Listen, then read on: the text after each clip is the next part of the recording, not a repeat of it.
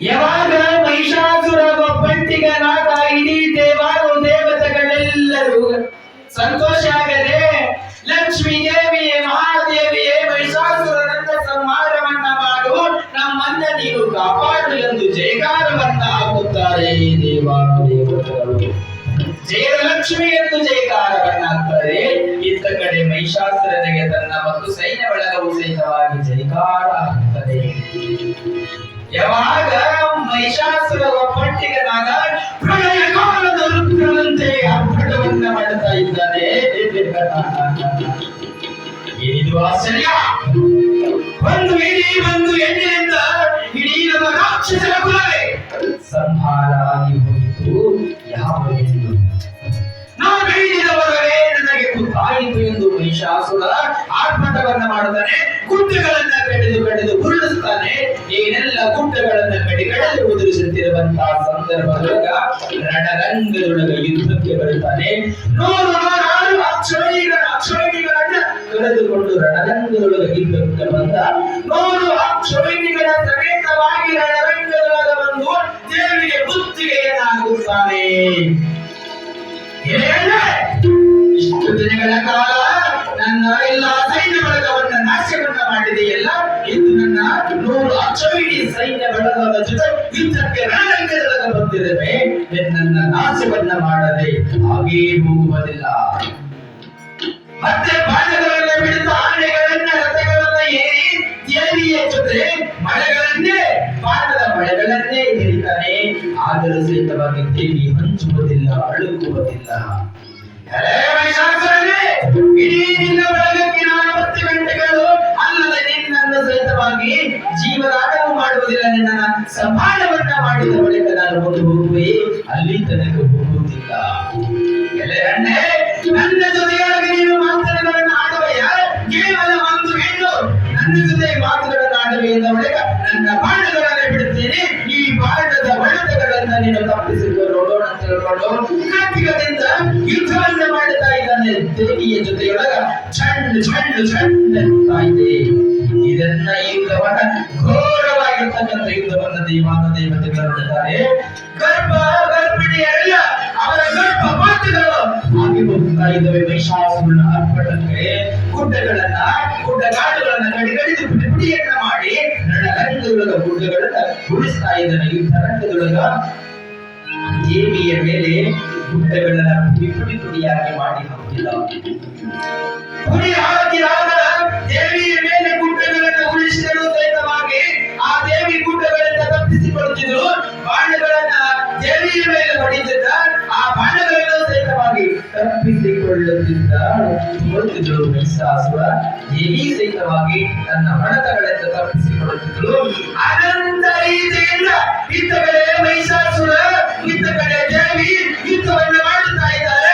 ಇವರ ಘೋರಯುದ್ಧವು ಒಬ್ಬರಿಗೊಬ್ಬರು ಸೋಲುತ್ತಿಲ್ಲ. ಇಬ್ಬರ ಕಾಳಗವು ಕಡಿಮೆಯಾಗಿಲ್ಲ, ಯಾವ ಕಾಳಗವು ಕಡಿಮೆಯಾಗಿಲ್ಲ. ದೇವಾನು ದೇವತೆಗಳು ಮಾತಾಡುತ್ತಾರೆ. ದೇವಿ ನಮ್ಮನ್ನ ಕಾಯುವಳು, ಕೊಡುವಳು. ದೇವಿ ನಮ್ಮನ್ನ ರಕ್ಷಣೆಯನ್ನ ಮಾಡುವಳು ಅಥವಾ ಇಲ್ಲವೋ ತಿಳ್ಕೊಂಡು ದೇವಾನು ದೇವತೆಗಳು ಇತ್ತ ಕಡೆ ದುಃಖವನ್ನ ಮಾಡಲಿಕ್ಕಿರ್ತಾರೆ.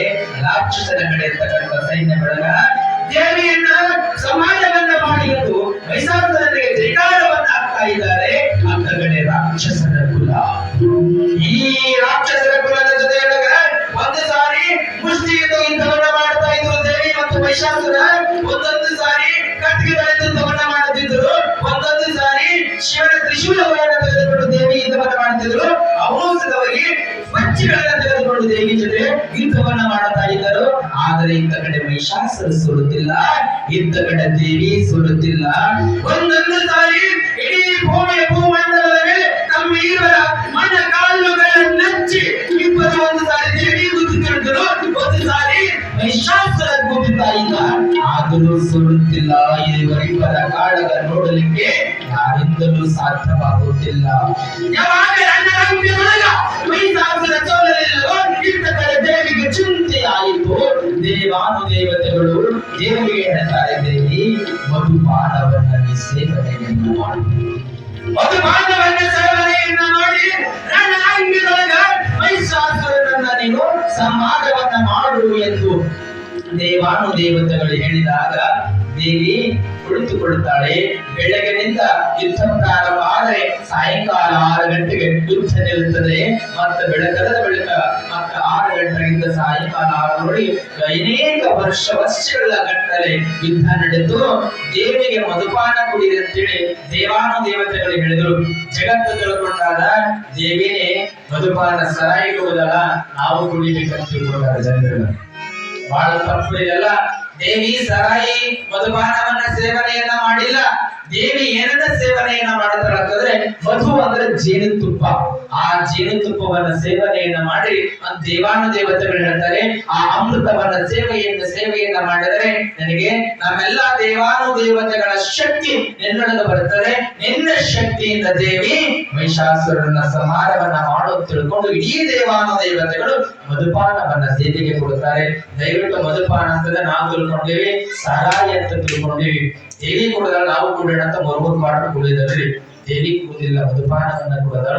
ಇದಕ್ಕೆ ನಾನು ಸವಿಸ್ತಾರವಾಗಿ ಒಂದು ಮಾತಾಡ್ತೀನಿ ಅಂತ ಮಾತಾಡ ಇಲ್ಲಿ ದೇವಿ ಅನಂತ ರೀತಿಯಿಂದ ಎಲ್ಲಾ ದೇವತೆಗಳೆಲ್ಲರೂ ಸೇರಿಕೊಂಡು ದೇವಿಗೆ ಮಧುಪಾನವನ್ನ ಸೇವನೆಯನ್ನ ಮಾಡುವಂತ ಹೇಳ್ತಾರೆ. ಆ ಪ್ರಕಾರವಾಗಿ ದೇವಿ ಮಧುವನ್ನ ಸೇವನೆಯನ್ನ ಮಾಡಿ ಇಡೀ ನನ್ನ ಮಕ್ಕಳಿಗೆ ಉಪದ್ರವವನ್ನು ಕೊಟ್ಟು ಇಷ್ಟು ದಿನಗಳ ಕಾಲ ಅವಧಿಯೊಳಗೆ ಅಹಂಕಾರ ಬರುನ್ನಟ್ಟರಾಗಿ ಬರೆದರಿವೆಯಲ್ಲ, ಇನ್ನು ನಿನಗೆ ಬದುಕಿಲ್ಲ, ಇನ್ನು ಮರಣವೇ ನಿನಗೆ ಗತಿ ಎಂದು ತಿಳ್ಕೊಂಡು ದೇವಿ, ಇನ್ನು ಮರಣವೇ ನಿನಗೆ ಗತಿ ಎಂದು ತಿಳ್ಕೊಂಡು ದೇವಿ ಸಂಹಾರವನ್ನ ಮಾಡುವುದು ಕರ್ಣರಂಗದೊಳಗ ದೇವಿ ರೆಡಿ ಆದಳು. ಇತ್ತ ಕಡೆ ಒಂದು ಆಯುಧಗಳನ್ನು ತೆಗೆದುಕೊಂಡು ದೇವಿ ಹೊಡೆದಾಟವನ್ನು ಮಾಡ್ತಾ ಇದ್ದಾರೆ. ಇತ್ತ ಕಡೆ ಮಹಿಷಾಸುರನು ಸಹಿತವಾಗಿ ಬಾಣಗಳನ್ನು ಎರಿತಾ ಇದ್ದಾರೆ, ಕಾಟಿಗಳನ್ನು ತೆಗೆದುಕೊಂಡು ಹೊಡಿತಾ ಇದ್ದಾರೆ. ನಂತರದಲ್ಲಿ ಶಿವನ ತ್ರಿಶೂಲವನ್ನು ತೆಗೆದುಕೊಂಡು ಹೊಡೆದು ಕೆಳಗೆ ತನ್ನ ಕಾಲನ್ನ ತಲೆಯ ಮೇಲಿಟ್ಟು ಸಗಗಟ್ಟಲೆ ಶಿವನ ಕತ್ತಿಯನ್ನು ತೆಗೆದುಕೊಂಡು ಕಡಿತಾ ಇದ್ದಾಳೆ. ರುಂಡವನ್ನ ಚಂದಾಡಿದರು ಮಹಿಷಾಸುರನನ್ನು, ರಣರಂಗದೊಳಗೆ ಚೆಲ್ಲಾಡಿದರು. ಇಡೀ ದೇವಾನುದೇವತೆಗಳು ಹೇಗೆ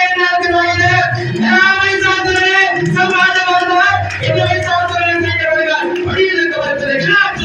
ಮಹಿಷಾಸುರನ ಕೈನ ಬೆಳೆದ ದೇವಿ ಕಡೆಗಾಯುಧಗಳನ್ನು ತೆಗೆದುಕೊಂಡು ಸಂಹಾರವನ್ನ ಮಾಡುತ್ತಾಳೆ.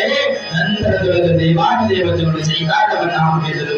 ಅಂಬಾ ಭವಾನಿ ಜಗದಂಬಾ ಭವಾನಿ, ಅಂಬಾ ಭವಾನಿ ಜಗದಂಬಾ ಭವಾನಿ, ಅಂಬಾ ಭವಾನಿ ಜಗದಂಬಾ ಭವಾನಿ, ಜಗದೀ ಜಗದಂಬಾ ಜಗದೀ ಜಗದಂಬಾ ಭವಾನಿ, ಅಂಬಾ ಭವಾನಿ ಜಗದಂಬಾ ಭವಾನಿ, ಅಂಬಾ ಭವಾನಿ ಜಗದಂಬಾ ಭವಾನಿ, ಅಂಬಾ ಭವಾನಿ ಜಗದಂಬಾ ಭವಾನಿ, ಅಂಬಾ ಭವಾನಿ ಜಗದಂಬಾ ಭವಾನಿ, ಜಗದೀ ಜಗದೀ ಜಗದಂಬಾ ಭವಾನಿ, ಭವಾನಿ,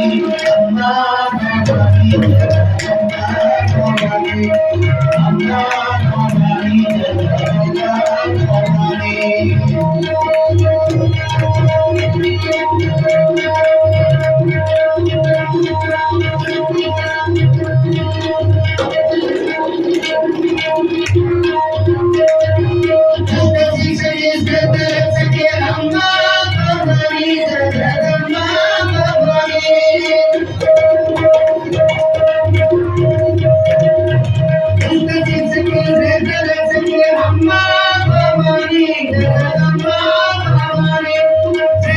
ಭವಾನಿ ಜಗದಂಬಾ ಭವಾನಿ.